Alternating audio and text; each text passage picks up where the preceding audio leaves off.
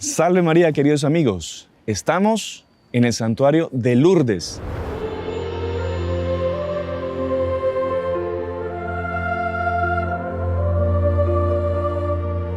Y junto al padre Carlos Werner queremos contarles la impresionante historia de las apariciones de Nuestra Señora.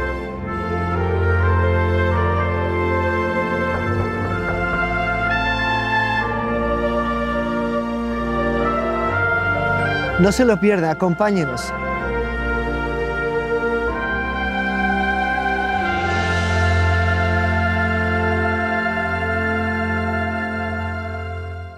Muy estimados amigos que nos acompañan por nuestro canal de YouTube, sean bienvenidos una semana más. Nos encontramos en Lourdes, uno de los santuarios más bendecidos que existen en Europa y una de las apariciones de la Virgen más importantes ocurridas en la historia. ¿Por qué? Porque para una humanidad enferma por el pecado y enferma por muchas cosas, Dios tiene una respuesta que es enviar a su madre para darnos un mensaje muy importante. Y para hablar de todo esto, estamos con la presencia, con la compañía de nuestro queridísimo padre Carlos Werner, a quien ustedes ya conocen en nuestro canal por otros programas y a quien agradecemos mucho su tiempo y su compañía. Salve María, padre Carlos, ¿cómo está? Salve María, hermano Sebastián. Acá hemos venido a rezar, sobre todo a rezar por todos, pero también pues a contarles un poco estas apariciones tan impresionantes. Todo empieza en 1830. Ajá. No aquí, sino en París, mucho más al norte, a 8 horas hoy en día de coche, de vehículo, de aquí hasta París, con las apariciones de la Rue de Bac. Apariciones en las cuales la Virgen, uno de los pedidos que hace es que abran la capilla de las apariciones para que el público pueda acceder. Ese es un punto. Y otro punto es que ella en la medalla coloca, oh María, concebida sin pecado, ten piedad de nosotros que recurrimos a ti. O sea, son dos mensajes importantes, ya una alusión clara a la Inmaculada Concepción y un pedido claro también para que los padres, en el caso los confesores de Santa Catalina Labouré, abran la capilla al público, a los fieles. La cuestión es que eso se cumplió por la mitad, porque sí se hizo la medalla, que después fue conocida como la medalla milagrosa, todo el mundo la tiene, todo el mundo la venera, pero la capilla jamás se abrió a la devoción popular, sino hasta después de la muerte de Santa Catalina Labouré. Entonces, cuando suceden las apariciones en Lourdes, Santa Catalina Labouré dice, es lo que yo decía, la Virgen se ha ido lejos de París porque en París no le hacen caso. O sea, había un designio providencial de hacer con que ese privilegio mariano de la Inmaculada Concepción fuese no solamente conocido, sino objeto de una devoción singular, especial, muy especial, y que eso repercutiese en todo el mundo. En aquella época el país central no era Estados Unidos de América, que era prácticamente un recién nacido, andaba gateando todavía, sino que era Francia. Entonces tenía que ser en Francia. Y aquí entonces que la Virgen, para romper el hielo, para romper el yeso donde le habían querido como que atar los brazos, se viene a Lourdes, que es un pequeño pueblito perdido de los Pirineos franceses, para de aquí irradiar toda la luz de su gloria como Inmaculada Concepción siempre. El dogma de la Inmaculada Concepción ya había sido proclamado años antes de las 4 apariciones. años antes. 1854 el Papa Pío IX, volviendo a Roma de su exilio en Gaeta, había hecho la promesa a la Virgen de que proclamaría el dogma si ella le permitiese volver y recuperar el trono pontificio, pues había declarado el dogma de la Inmaculada. Ahora, padre, proclamar ese dogma en la época era como que un golpe muy fuerte para lo que el doctor llamaba la revolución, para todo esa, o sea, para el mundo, que el Papa saliese con esa afirmación, esa declaración de que Nuestra Señora era inmaculada, era algo fuerte. ¿Por qué? Porque se oponían algunos sectores liberales en la Iglesia. Sobre todo aquí en Francia había algunos obispos liberales, uno de ellos Dupanloup, que aparecerá después visitando a Santa Bernadette para ver si las apariciones son verdaderas o no, y sale conmovido, en principio hasta las lágrimas, pero era un obispo muy liberal. ¿Y por qué se opusieron? Él fue el único obispo que escribió contra, no contra porque él no creyese, sino porque no le parecía oportuno el dogma, porque el Papa consultó a todos los obispos de la Iglesia Católica. Bien. ¿Por qué se oponían esos sectores liberales? Bueno, porque decían que pues, el acercamiento, ¿verdad?, a las otras confesiones cristianas iba a quedar dificultado, etc. Pero la revolución en general, ¿por qué tenía miedo de proclamar este dogma? Porque la revolución, y esto usted lo sabe, hermano Sebastián, pero quizá la gente que nos asiste no lo sabe, vive mucho más de debilitar al bien que de fortalecer al mal. Claro. O sea, la revolución funciona como las bacterias y los virus. Bajan las defensas, ellos se hacen fuertes. Sí. Suben las defensas, ellos se hacen débiles. Entonces, bajando el fervor del pueblo católico, la revolución tiene poder. Subiendo el fervor del pueblo católico, la revolución queda endeble y pierde el poder. El resultado fue que si se proclamaba este dogma, la explosión de devoción mariana iba a ser enorme, el fervor iba a subir muchísimo de temperatura y el proceso revolucionario se iba a ver muy paralizado. Claro. Y fue eso lo que sucedió porque la revolución no recibió un golpe, recibió dos. Recibió el dogma, bueno, ya había recibido la medalla milagrosa, el dogma, y después del dogma estas apariciones que fueron ya un golpe fuertísimo, Sí. que realmente retrasó mucho el proceso revolucionario. Padre, aprovechando que estamos ya aquí, atrás tenemos la gruta de Masabiel, donde se dieron las apariciones, o gran parte de las apariciones, y estamos sentados en el lugar donde se dio la última aparición de la Virgen. Quizá entremos en sí en lo que fueron las apariciones. Después tendremos la oportunidad, este va a ser un podcast un poco diferente porque iremos a los lugares donde se dieron los hechos. Después hablaremos quizá de la vidente en cuanto su infancia, en cuanto después su vida religiosa, pero centrémonos ahorita en lo que fueron las apariciones en este lugar. ¿Cómo fue que ella llega a este lugar y cómo es que Nuestra Señora se le manifiesta en 18 ocasiones, ¿no? Impresionante, se dice rápido. Muy impresionante. 18 ocasiones en que la Virgen quiere hablar con ella, quiere presentársele a ella y quiere utilizarla a ella como instrumento para difundir ese mensaje tan maravilloso de Nuestra Señora. Un mensaje que, digamos, hay parte que es secreto, incluso hablan de 3 secretos también, pero con lo poco que la Virgen habló para toda la humanidad, es grandísimo el mensaje que nosotros tenemos que aprender y bueno, comprender de estas apariciones. Sí. Bueno, estas apariciones hablan más por vía de hecho que por vía de palabra, ¿de acuerdo? En general las apariciones hablan en esas dos pistas. La vía de hecho, por ejemplo, en Fátima, el milagro del sol, la vía de la palabra, los 3 secretos que fueron revelados, las visiones y tal. Aquí, la parte, digamos así, revelado de palabra fue muy escueto. Lo podemos sintetizar en penitencia, oración por los pecadores, tristeza de la Virgen por los pecadores. En una de las apariciones la Virgen parece que se va para atrás y Bernadette la sigue de rodillas andando en la gruta en dirección a ella y se pone muy triste y dice rezad por los pecadores. Después dice penitencia, penitencia, penitencia. El tema del agua que la manda, y Bernadette se pierde un poco el día que la Virgen le manda a buscar el agua, va a salir de la gruta, después la llama la Virgen, ella mira para atrás, la Virgen le manda ir a una esquina de la gruta donde actualmente está la fuente, ella va a escarbar allí, la Virgen le pide que beba, el agua está enfangada, tiene que beber el agua medio enfangada y lavarse la cara con el agua medio enfangada. Después le manda a comer grama Una humillación. Una humillación pública, para hacer penitencia por los pecadores. Pero en fin, la fuente de agua, la segunda parte de la revelación, que va a ser fuente de cura. Sí. Hay 2 milagros. Luego enseguida el ciego que ve sin nervio óptico, que va pues a referendar, a apoyar mucho la autenticidad de las apariciones. Y esta señora que tenía un brazo tullido que toca el agua y se le libera inmediatamente. Y esto fue durante las apariciones o los primeros días después de las apariciones. Y finalmente, pues, el tercer gran mensaje que es muy interesante, es que yo soy la Inmaculada Concepción. La Virgen se presenta como la Inmaculada Concepción a una niña que hasta ahora le llama aquello, ¿Qué es? ¿Es la Virgen? No, es aquello. Yo no sé lo que es. Era muy de pueblo realmente, Bernadette.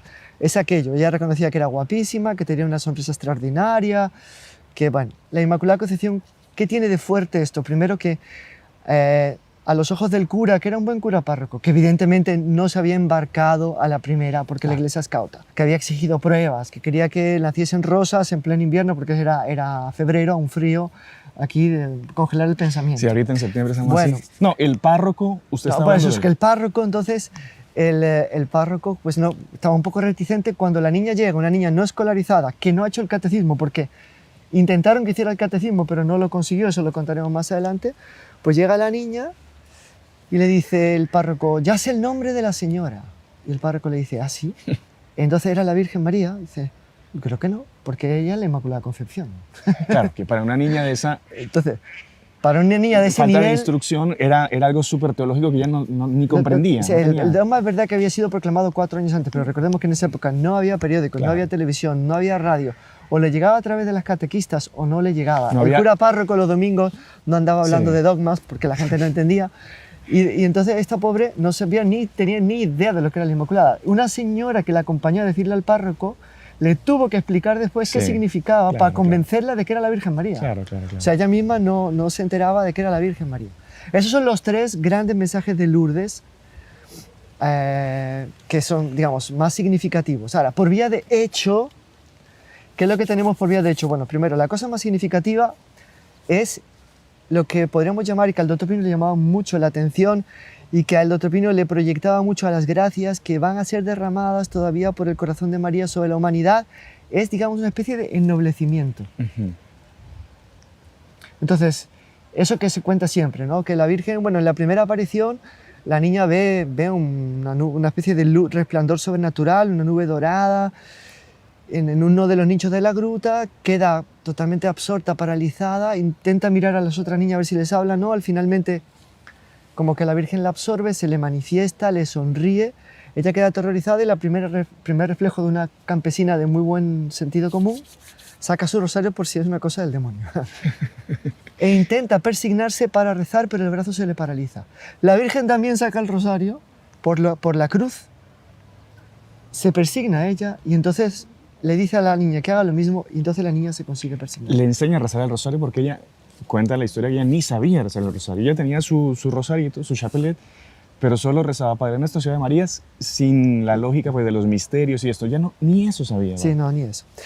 Entonces, ¿qué pasa? Que hubo gente en las apariciones que era escéptica o que era atea o que de verla persignarse se persignaba con tanta unción, tanta sacralidad, tanta nobleza, tanta elevación, que de verla persignarse creyó y se convirtió. Impresionante. Y otro de aquí, uno de los de la alcaldía de Lourdes, que fueron bastante contrarios y sabotearon todo lo que pudieron las apariciones, de verla sonreír a la Virgen, Creyó. creyó. Impresionante. Y una señora que también no creía, le dijo, mire, yo no creo. Entonces, y Bernadette le dijo, bueno, entonces, ¿por qué me interroga? Dice, porque gustaría tal vez de creer, a ver, sonríe como sonría la Virgen. Y entonces la niña, bueno, dice, ahora no sé por qué no la veo, pero voy a intentarla imitar. Ahí la imitó y esta señora lloró y se convirtió. O sea, Impresionante.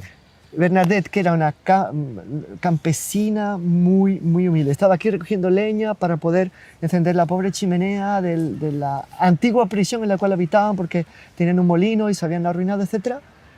Que era, por tanto, de modales y maneras muy rudimentarias, Rústicas, muy sí. rústicas, muy básicas, muy precarias. Según algunas personas nobles que vinieron a las apariciones, pues se comportaba con una sublimidad que dejaba a años luz la corte más refinada de Europa Impresionante. que existía en aquellos tiempos. O sea, un ennoblecimiento, una elevación nunca antes vista. Es como participar, en cierto sentido, de esa nobleza, de esa realeza de María. Exactamente. O sea, como que usted pasa a Es la ser Virgen que comunica su realeza. hija de una reina, o hija- literalmente. literalmente. Impresionante. Bonito eso, padre. Hija de una reina, muy bonito. Bien, otro lenguaje de los hechos muy importante es que, claro, como lo veremos, pues Bernadette, de hecho, sí se santificó. Y Ajá. ojo, no era ninguna santa, o sea, no era una persona mala, muy preservada, pero vamos, tenía su amor propio, tenía sus caprichos y tenía sus vanidades y tenía sus cosas. Y se santificó. Por tanto, la Virgen le lleva a la vía de la penitencia, porque eso es otro mensaje pues, que le queda dicho a ella, y es que te prometo que te haré feliz, pero no en esta tierra, sino Sí. en el cielo. Y ella, de hecho, abraza su cruz, ¿verdad? Y con eso pues le da mucha autenticidad a las apariciones. Es un hecho muy importante. Padre, y eso es muy interesante que menciona. Te daré la felicidad Sí. aquí, en la otra tierra y no en esta. ¿Qué es la verdadera felicidad? Porque mucha gente piensa que la felicidad pues, se va a conseguir aquí y que la felicidad está en la salud y que la felicidad está en prosperar económicamente y la felicidad está en mil cosas que el mundo nos ofrece. Pero es bonita esa demostración y esa afirmación de la Virgen de que felicidad es lo que se dice es en el cielo. Por más que en esa tierra pasemos por las mayores dificultades, por las mayores enfermedades incluso. Que también esto es muy interesante de la aparición de Lourdes. Ese milagro permanente que existe con el agua que brota milagrosamente por por obediencia, por humildad de Santa Bernardita, al obedecer a la Virgen y escarbar, humillarse comiendo la hierba, esa agua que brota, que a muchos ha curado, pero que, vamos a ser sinceros, a la gran mayoría no los cura. Mucha gente viene aquí en silla de ruedas, enferma, y se vuelve a su casa en silla de ruedas. Pero el doctor Plinio decía que volvían con un milagro mayor que la cura física, que era el aceptar con resignación sus enfermedades y sus cruces. Que en cierto sentido es una forma pues, de comprender que la verdadera felicidad no está acá, sino en el cielo. Y para ir hablando del agua, perdón que le interrumpa ya, padre. Estamos conversando. ¿Se acuerda que ayer hablábamos y uno de los hermanos nos comentaba que un fenómeno del agua que la han incluso investigado y la han analizado en laboratorio es que es un agua donde no consigue vivir o sobrevivir ninguna bacteria ni ningún virus? Y que esa agua como que refleja en cierto sentido la Inmaculada Concepción de la Virgen, de que en esa agua no hay ninguna mancha, no hay Sí, eso nada. ha sido un descubrimiento reciente. Sí. Inicialmente el agua tuvo su historia porque Sí. el alcalde de Lourdes la hizo analizar. Ajá, Y el primer fue un desastre. el primer químico que la analizó no dijo que tenía propiedades termales, que eran muy Vale. ricas en minerales, que no sé qué. Y pronto, él cerró la gruta durante las apariciones, porque la última aparición fue con la gruta cerrada. Fue el 16 de julio, la gruta cerrada. Ah, por cierto, se nos ha olvidado, y hagamos un paréntesis. Hay dos fechas interesantísimas en las apariciones. El 11 empieza. 11 Esa de no es la febrero. fecha más interesante, digamos. 11 de febrero. El 11 de febrero empieza. Después hay otra el 14, después así va y tal. El 25 de marzo, Día de la Anunciación, es que la Virgen revela que es la Inmaculada Concepción, ¿vale? Y el 16 de julio, que es la última aparición a Bernadette, Bernadette viene aquí, está aquí al lado, después se lo mostrarán indiscretamente, la estatua donde Bernadette estaba para ver a la Virgen. Tuvo que quedarse de este lado porque estaba vallada la gruta y ella vio a la Virgen como si estuviese en la gruta más bella que nunca, dijo así. Más Impresionante. bella que nunca, ¿vale?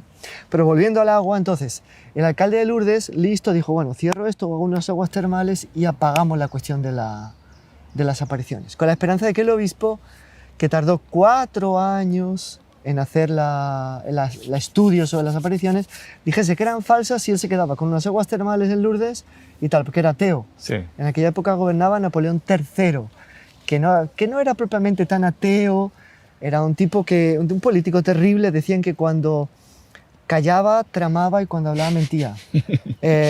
Tremendo. Abandonó al Papa, fue por culpa de él que conquistaron los estados pontificios. Se hizo aliado del Papa, pero abandonó al Papa, en fin, fue un falso aliado. Bueno, pues este sujeto, Napoleón III, pues ponía gente en las alcaldías hijas de la Revolución Francesa, entonces eran ateos, y quisieron transformarlo en aguas termales. Después unos químicos más tal la estudiaron y dijeron no, que era un agua normal y corriente. Agua normal, sí. Más adelante es que se ha visto que tiene esa propiedad de no albergar bacterias, Impresionante. ¿vale?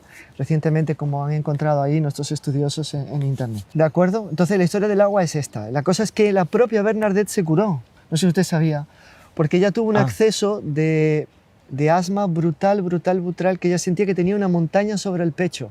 Y le decía al médico, ábranme el pecho para que pueda respirar. Pobrecita. Pobrecita.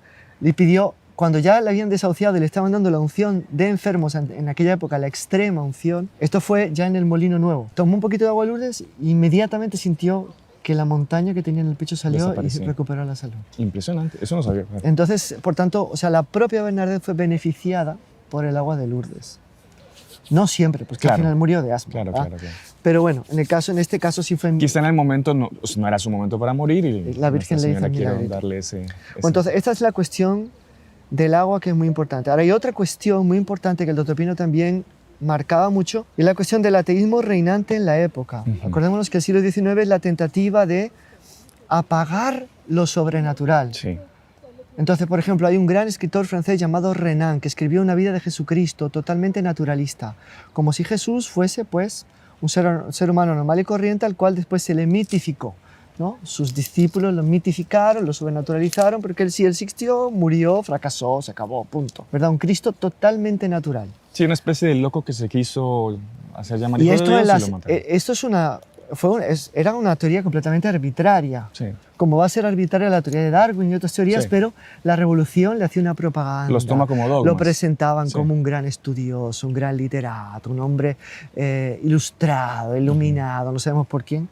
Pero bueno, en todo caso, en medio de todo ese trabajo de la revolución para abolir lo sobrenatural de la faz de la tierra, nace esta fuente discretita, súper abundante. Bueno, tiene un montón de litros por día esta fuente hasta hoy, nunca se acaba. Pero el caso es que Renan vino aquí. Para querer desprestigiar. Para desprestigiar. Escribir en contra. Y escribía un autor católico, ¿no? Y se fue oprimido por el peso de los prodigios. Impresionante. O sea, la Virgen venció ese clima de incredulidad, ¿verdad? Y el fervor católico renació tanto. El siglo XIX fue un siglo de renacimiento católico en Francia gracias a todas estas apariciones. La Medalla Milagrosa, La Salette, Pontmain, que fue posterior, Lourdes, y hay otras no aprobadas que digamos, que podrían ser aprobadas, no han sido tampoco no se ha hecho condenadas. el estudio tan Tilly-sur-Seulles y otras que, bueno, pues movieron una piedad, un fervor.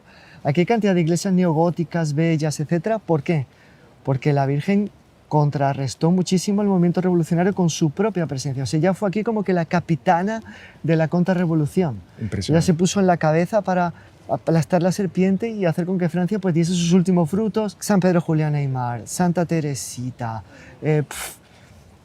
hay santos y santos de esa época, ¿no? Que dieron, o sea, una luz y un prestigio a la iglesia impresionante. Bueno, padre, no sé si antes de ir a los otros lugares característicos o obligados de visitar aquí en Lourdes, quizá un mensaje para toda la gente que nos acompaña y que pasa por sus dificultades, pasa por sus pruebas, pasa por sus enfermedades, pruebas de todo tipo, ¿no? Físicas, de fe, pruebas en su familia, hijos que se descarrían cada vez más, que van perdiendo la fe. ¿Qué podemos sacar de enseñanza para todas estas personas que nos están asistiendo y que ven este programa con una esperanza de recibir algún mensaje de Nuestra Señora para sus vidas? ¿Qué les podría decir usted en nombre de Nuestra Señora a todas las personas que están viendo? Vamos a hacer lo siguiente, vamos a contar, si poco queda, en nombre de Monseñor Juan, nuestro fundador, las gracias que él recibió aquí, yo creo, porque esa gracia responde a su pregunta muy bien. Fue en el año 1999, 16 de abril, día en que murió Santa Bernadette, y él no lo sabía. Pero el caso es que él estuvo aquí, pasó horas y horas y horas en la gruta rezando, sobre todo rezando sentado. Había un banquito antes delante de la fuente. Sí. Y viendo la fuente manar agua, rezó y después contó. Dijo que había sido una impresión tan fuerte, tan alta, que necesitaba unos días para poder decantarlo. La cosa es que días después ya no lo contó más. Sin embargo, lo que contó así, al calor de la cosa, cuando volvió a Madrid, porque vino desde España, fue que él había percibido de que las mejores gracias de la Virgen están por ser derramadas. Es lo que él llamó las gracias marianas, ¿verdad? En francés y en portugués, gracias mariales, digamos así. Las gracias marianas, que sería como que si hubiese una compuerta en el corazón de la Virgen, atrás de la cual hubiese acumulado torrentes y torrentes y torrentes de gracia que iban a santificar, a elevar todo tanto, iba a haber tanta luz, tanto fuego, tanta santidad, tanta inocencia, tanto perdón, tanto todo, que nosotros nos íbamos a quedar asombrados. Sí. Entonces, o sea, decirle a la gente que no pierdan la esperanza, que el mundo está cada vez peor, pero que lo mejor de la Virgen está por venir y que hay que seguir firmes en la fe, alegres en la esperanza, como dice San Pablo, y perseverantes y confiantes en la oración, que lo mejor está por venir. Qué impresionante, padre. Qué bonito es. Esto yo creo como que sería el mensaje. Sí, es como que esa realización de toda la profecía de San Luis María Guión de Montfort también. Ese reino de María que está por venir, que Dios está por intervenir en este mundo y que por fin de una vez por todas va a reinar y que respiraremos María, ¿no? Exactamente. En el reino de María como se respira actualmente el aire, ¿no? Entonces veamos, si la Virgen en aquella época actuó así, le dio el golpe que le dio a la revolución, es verdad, no quiso derrotar a la revolución, ella quiso permitir que la revolución y el mal llegasen hasta este punto. Sí. Pero nos mostró en ese episodio, como en tantos otros, que cuando ella quiera puede hacerlo. Puede hacer una tal acción interior en las almas que ¿qué puede el demonio? Sí. Así es, padre. ¿Qué puede el demonio? El demonio está derrotado ya.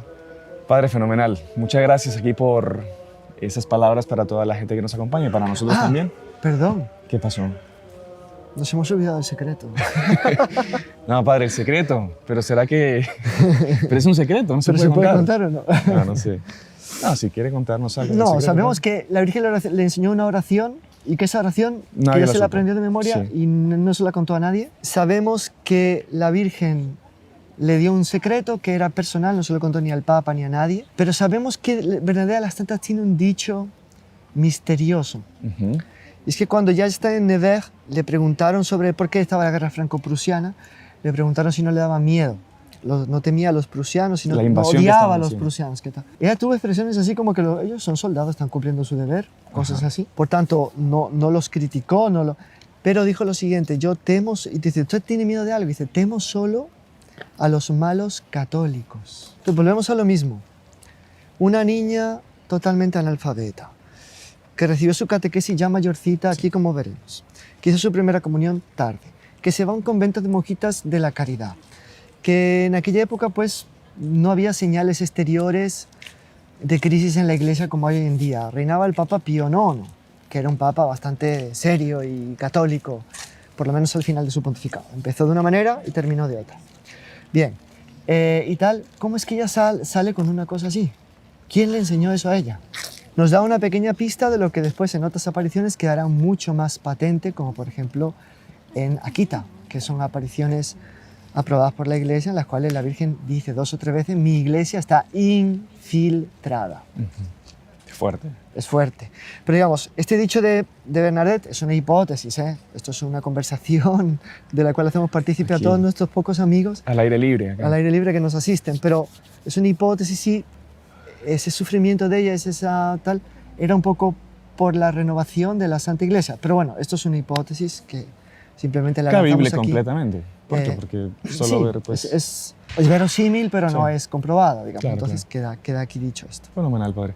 Bueno, entonces, ahorita vamos a concluir esta parte de nuestro programa y acompáñenos, no se vayan a despegar porque el programa sigue. Vamos a visitar algunos lugares súper impresionantes, interesantes para que ustedes también conozcan más de la historia de Lourdes, de la historia de Santa Bernardita y para que se sientan ustedes peregrinando aquí con nosotros en este santuario maravilloso.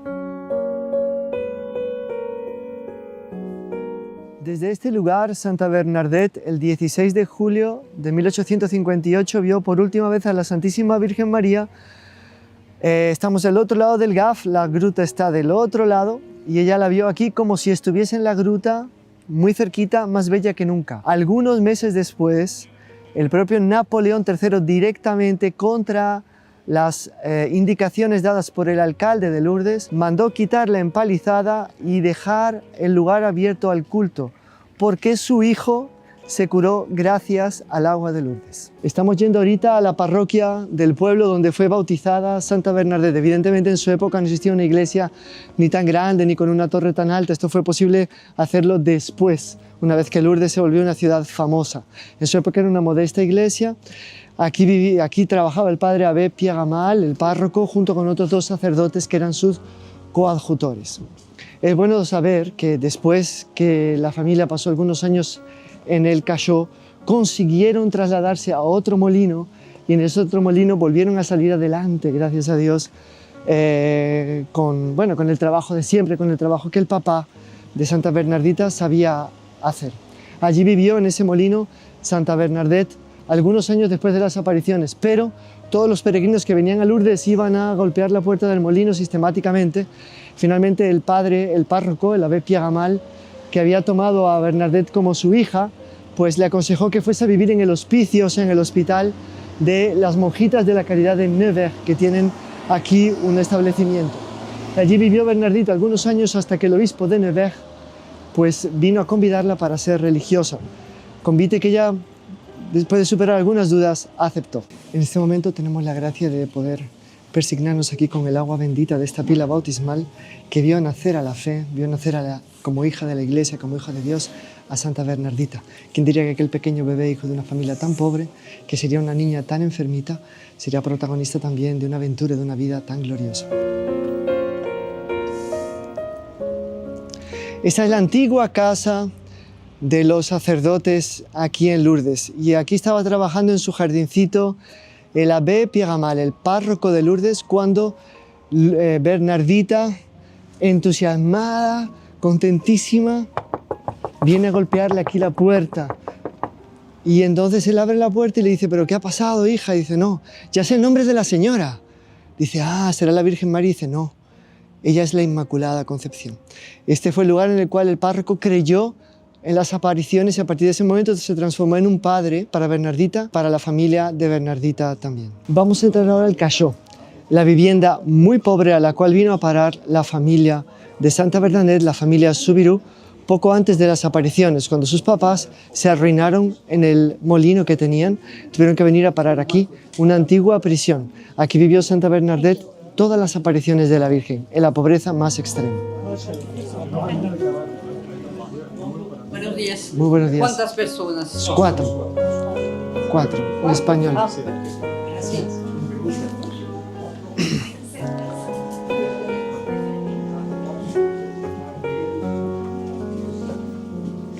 Santa Bernadette apenas poco tiempo antes de la aparición pues fue confiada a algunos familiares, dos familiares diferentes. Al final a una especie de tía o señora más rica para que cuidase durante el verano los bueyes y las vacas, con la promesa de que la enseñarían el catecismo y le enseñarían francés. Y además pues descargarían la familia del gasto de alimentar a Bernadette porque estaban en un estado de pobreza muy profundo. Sin embargo, durante la estadía en esas familias, que Bernadette tuvo que alejarse de sus parientes que vivían aquí, ella llegó a ser inclusive maltratada por algunas de esas personas. No solamente abusaron de la confianza porque la pusieron a trabajar y no le enseñaron nada, sino que a la hora de enseñarle, cuando se vieron presionados para enseñarle catecismo o francés, llegaron a usar la violencia. Ella estaba en medio de esos sufrimientos cuando después retorna aquí al Cachó y entonces se dan las apariciones en Lourdes. Este era el Cachó propiamente dicho, este era el cuarto y al mismo tiempo la sala de estar y al mismo tiempo prácticamente todo. Aquí la familia Subirú vivía su vida y para alimentar esta chimenea es que Bernardita fue al Gave para recoger un poco de leña seca a fin de poder combatir el terrible y humidísimo frío que hace aquí en Lourdes.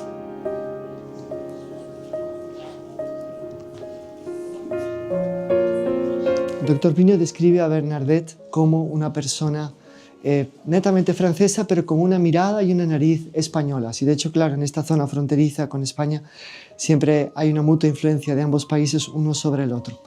Por lo cual ella fijaba muy profundamente las cosas, prestaba mucha atención, siendo que la mirada francesa normalmente es muy viva, muy rápida.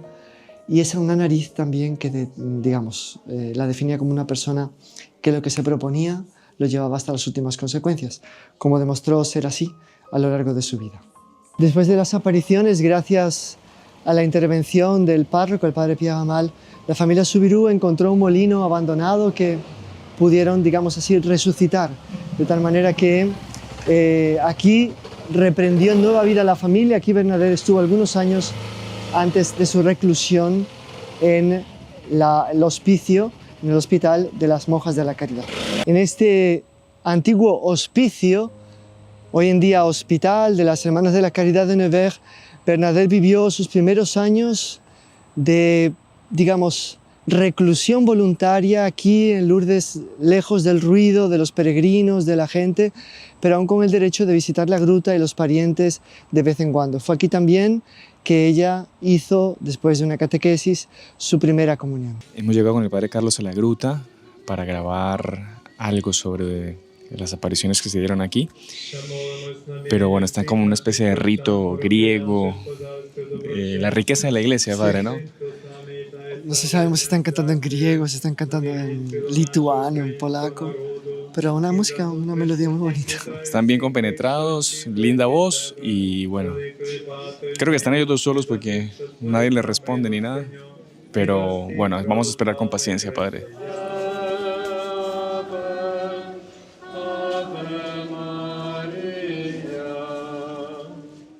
Estamos ahora delante de la gruta de la Santísima Virgen María, donde ya se apareció a Santa Bernadette.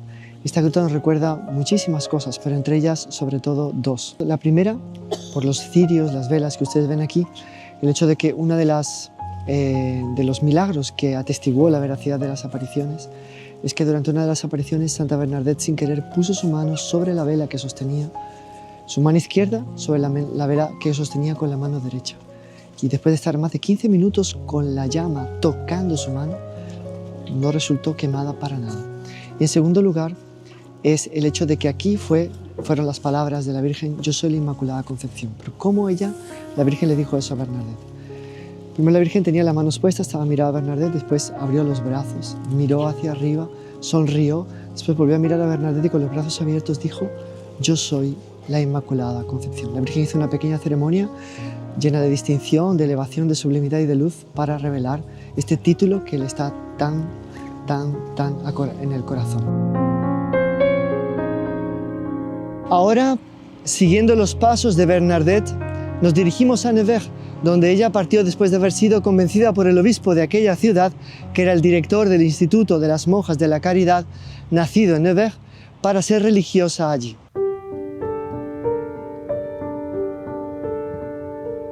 Sor María Bernarda, Santa Bernadette, fue velada al mundo en este monasterio. Sin embargo, para sus hermanas, para las que la conocieron más de cerca, fue una luz puesta en lo alto de una mesa, como dice el Evangelio. No solamente por la piedad que ella dejaba transparecer o por sus buenos ejemplos, su caridad, su sonrisa, su buena disposición, su humildad, sino también por el don del discernimiento de los espíritus y el don de profecía. En cierta ocasión, estando ella enferma, ahí arriba en la enfermería, una novicia corpulenta, fuerte, robusta, vino a decirle: hermana, si usted se encuentra con Jesús en el cielo, rece por nosotros, interceda por nosotros. Y ella respondió: sí, hermana, lo haré, pero que conste que usted va antes que yo. Y de hecho esta novicia murió 3 o 4 meses después y ella vivió aún 9 años. A otra que le decía: vea, hermana, me echan de este convento porque no tengo salud para cuidar de los enfermos. Ella decía: no se preocupe, hermana, tiene usted vocación, irá usted a un convento pequeño y pobre. Y de hecho así fue. Esta hermana que salió de este convento le escribió desde el otro convento, San José de Cluny, diciéndole: se cumplió su profecía, estoy aquí en el convento pequeño y pobre. También, pues, Santa Bernadette sabía cuando la persona pues, tenía que tomar una determinada vocación u otra, y continuamente rezaba para que las personas correspondiesen al llamado de Dios. Todo eso aquí, en este convento, en el cual ella brilló como una lámpara puesta en el celemín. Vamos a acceder ahora a la capilla donde se encontrará el cuerpo incorrupto de Santa Bernadette. Síganme.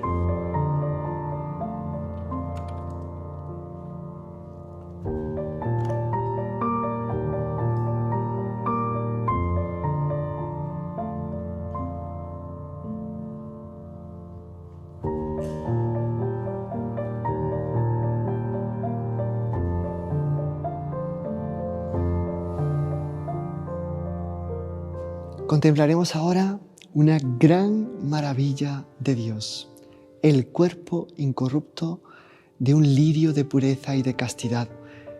Ese lirio de pureza y castidad fue Santa Bernadette Soubirous. Ella, durante toda su vida, a pesar de haber sido protagonista de las apariciones de Lourdes, procuró esconderse a los ojos del mundo.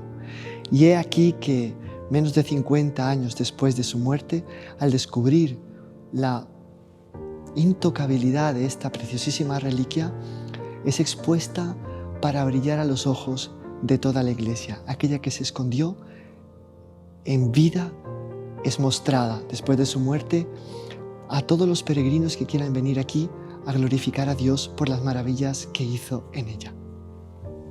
Y ahora vamos a poder rezar delante de sus reliquias, delante de su cuerpo incorrupto, por las intenciones de todos aquellos que asisten el canal de los Heraldos del Evangelio del Salvador.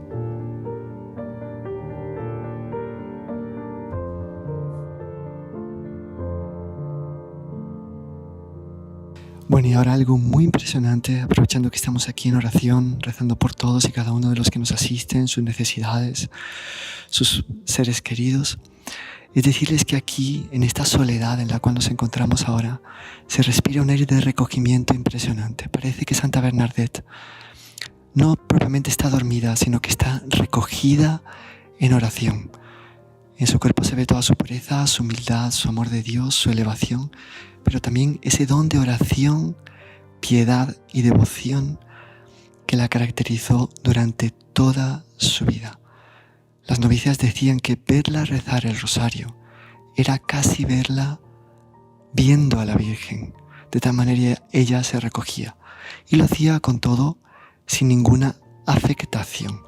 Se cuenta incluso un hecho simpático donde se muestra un poquito en una centella pues algo de su carácter pues jovial e incluso irónico, que ya vio una novicia andando por los corredores apoyada en otra con los ojos cerrados para mostrar recogimiento, y entonces le dijo ella a la novicia: oiga, abra sus ojos, que los ojos Dios los dio para tenerlos abiertos.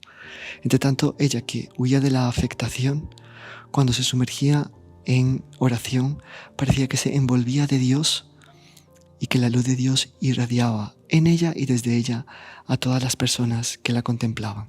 Y así ha permanecido aquí, dándonos a todos la gracia de participar de ese recogimiento extraordinario que ahora, en este momento, pues para ella es la visión de Dios cara a cara. Cuando Santa Bernadette finalmente superó el periodo de su noviciado, fue admitida a los votos temporales de un año, hizo parte de una ceremonia que se realizaba en la capilla delante del obispo de Nevers, en la cual pues, se daba una misión a cada hermana. Cuando llegó su turno, que fue el último, la superiora dijo: señor obispo, ella, no hay nada que darle a ella, siempre en el propósito de humillarla y de combatir su amor propio. Así que lo que hemos pensado es que podría ser asistente de la enfermera, porque es lo único que sabe hacer.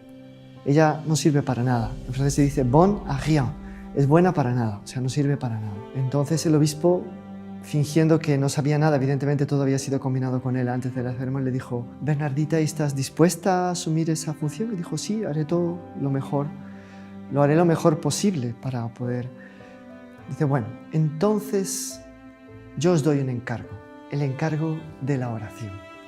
Y es ahí que Santa Bernardita empieza a ser la ayudante de la enfermera. Posteriormente será ella misma enfermera, a pesar de ser también enferma, porque su titular, la hermana que se ocupaba, murió. Esto duró hasta que su enfermedad se agravó y entonces la designaron para ser la sacristana. Durante estos años que estuvo de enfermera dejó recuerdos inolvidables. Un celo por las demás impresionante. Ella se ponía siempre al pie de la cama, animaba, cogía de la mano como una hermana, como una madre. Transmitía muchísima alegría, estaba siempre contenta, siempre bien dispuesta, llevaba siempre una sonrisa, cosa que no era fácil porque ella también sufría, ella también era enferma.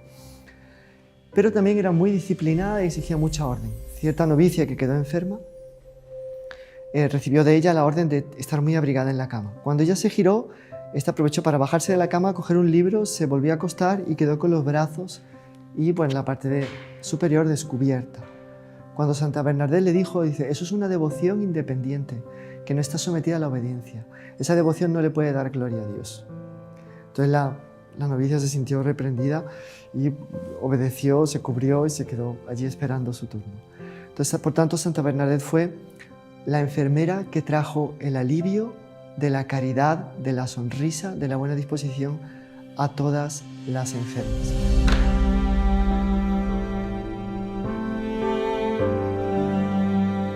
Aquí murió también ella. Murió, como decía en una de sus últimas palabras, como un grano molido. De tal manera sus enfermedades, que eran básicamente dos.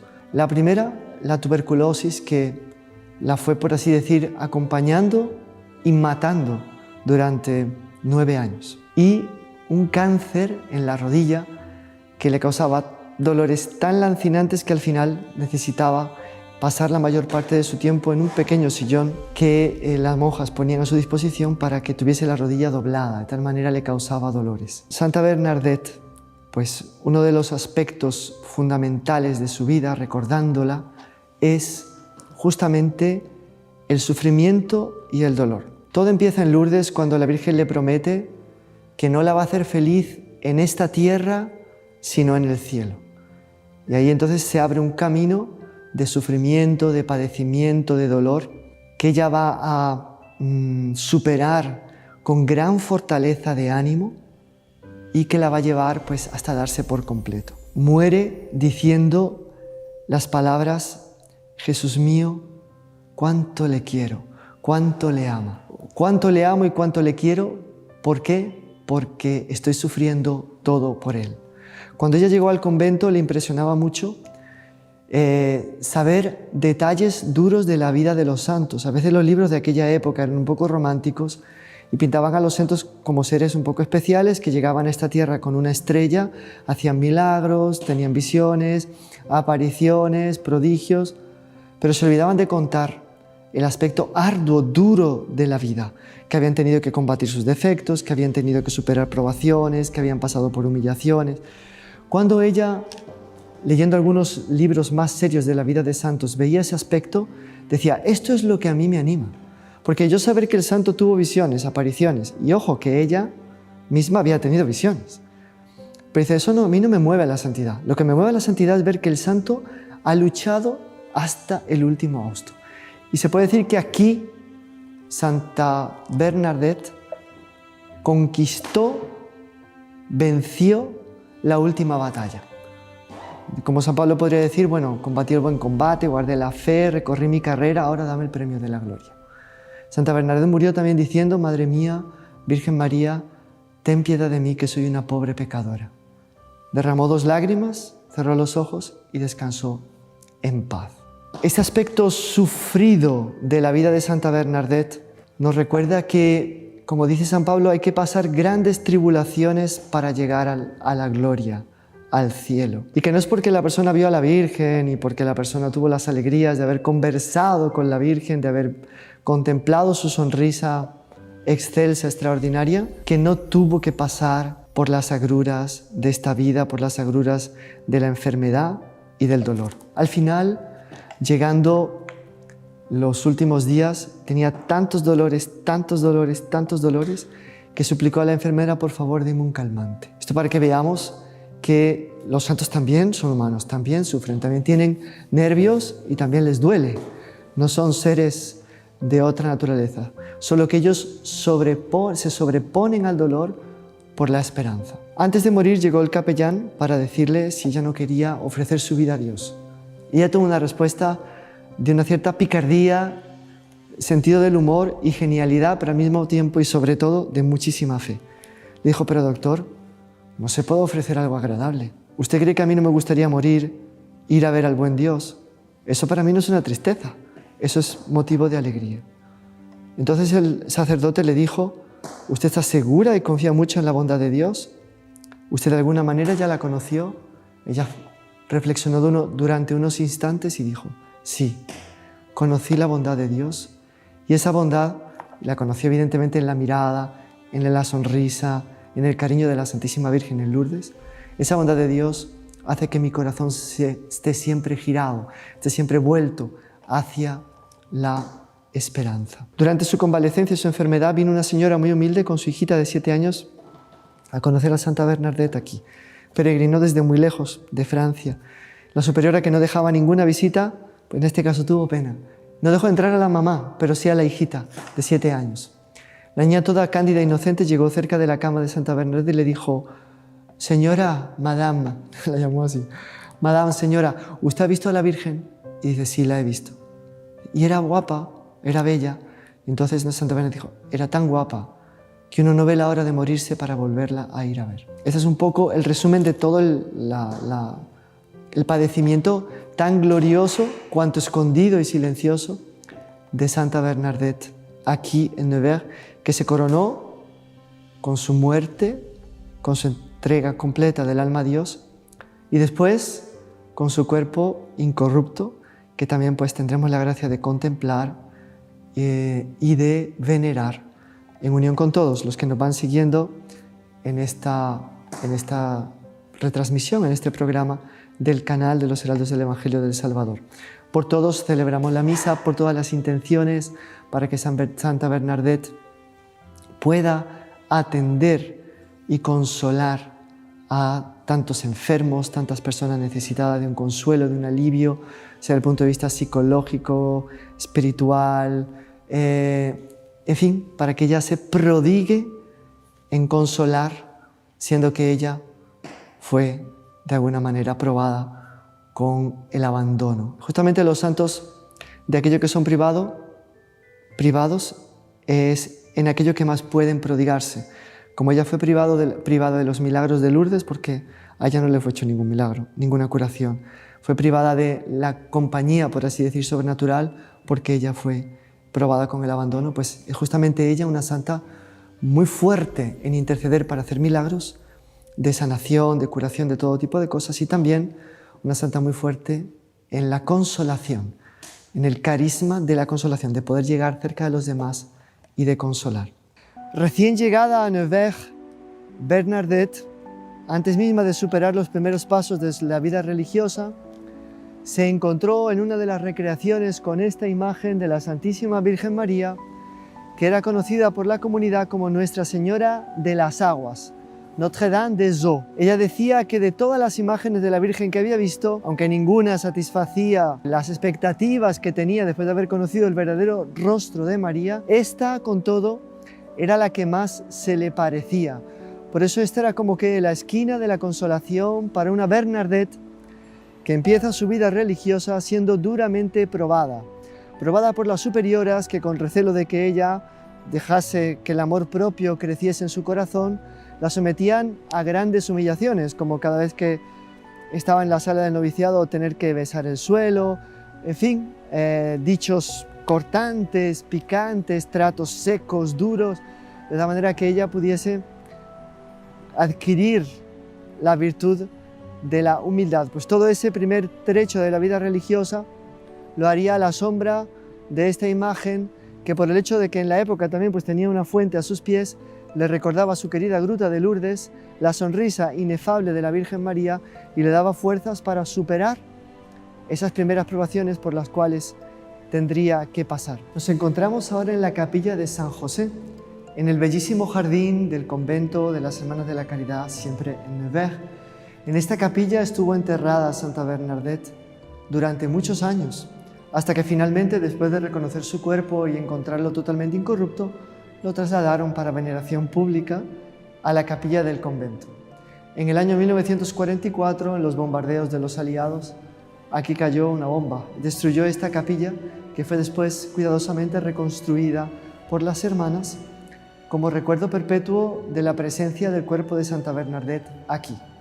Es interesante que justo en este lugar recordemos su muerte interior. En este lugar en que su cuerpo reposó, meditemos en ese morir a sí misma a la que fue llevada por la Santísima Virgen María, por así decir, en dos fases. Recordamos antes de todo, como preliminar, que en las apariciones ella tuvo que humillarse, beber agua fangosa, comer césped, justamente por los pecadores. Aquí la Virgen iría mucho más lejos en su corazón. Aquí la Virgen trabajaría el campo de su corazón para extirpar por entero la hierba mala del amor propio y para plantar la semilla de oro del amor de Dios, que daría lugar después a su entrega generosa al prójimo y a su amor dedicadísimo a Dios. En el convento la lucha contra su orgullo tiene dos fases. La primera, con la ayuda efectiva de las superioras. Esto se da sobre todo en la segunda fase del noviciado, visto que siendo novicia ella casi muere, llega a recibir la unción de los enfermos, en aquella época la extrema unción, llega a hacer los votos, su profesión solemne, recibir el velo, pero ella como que se va pero no se va. En un momento de éxtasis, ella ve que llega a las puertas del cielo y Dios le dice: vuelve, no es tu hora, tienes que seguir luchando. Entonces, después de haber recibido la unción de los enfermos, el viático, la comunión, haber hecho los votos, en un momento de recogimiento, ella dice: no muero hoy, Dios me ha dicho que vuelva. A partir de esa vuelta, la maestra de novicias empieza a tratarla muy duramente, al punto de que ella, que era muchísimas veces acusada por sus faltas, pequeñas faltas contra la regla, etc., llega a decir que no dejó una baldosa del convento sin besar, porque cuando la superior la reprendía tenía que arrodillarse y besar el suelo en el lugar donde estaba. Fue reprendida tantas veces que no dejó una baldosa del suelo sin besar. Ella lo soportó con un buen ánimo impresionante, porque no veía detrás de esas actitudes de la superiora sino un designio de Dios para purificar su alma. Lejos de ella el resentimiento, la rebelión, ella reprimía todos esos movimientos y hacía prevalecer la fe de que por medio de aquella superiora Dios estaba puliendo y lijando su alma. La segunda fase ya algo más interior. Ella de tal manera interioriza su deseo de humildad que se acentúa mucho una tendencia que tuvo desde que entró al convento, el deseo de eclipsarse, el deseo de desaparecer, el deseo de apagarse. Y esto se ve sobre todo en la fase en que ella pues es sacristana. Como se dijo antes, dado el progreso de su enfermedad, no pudo ocuparse más de la enfermería, entonces la dejaron como sacristana.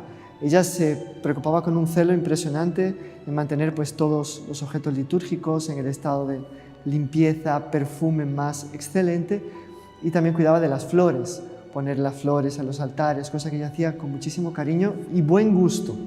Era una gran artista para preparar estas flores.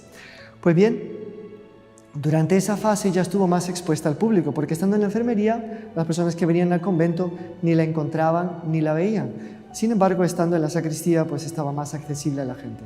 Pero ella se escondía continuamente.